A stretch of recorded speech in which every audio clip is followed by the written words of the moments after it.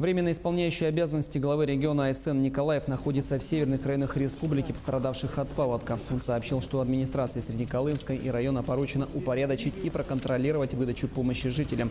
Также даны поручения организовать отдых детей пострадавших районов.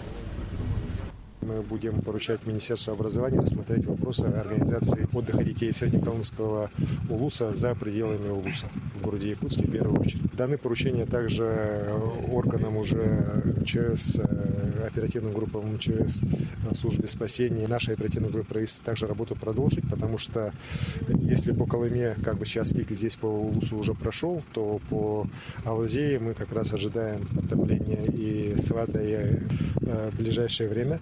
Так, и здесь мы группировку будем усилять.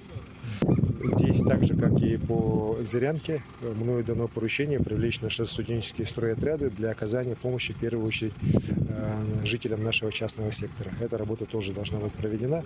Ну и, конечно же, вот те вопросы, которые сейчас у нас практически по всем подтопленным территориям, это восстановление социальной инфраструктуры, восстановление транспортной инфраструктуры дорог, они здесь тоже будут на контроле находиться у комиссии по чрезвычайным ситуациям республики.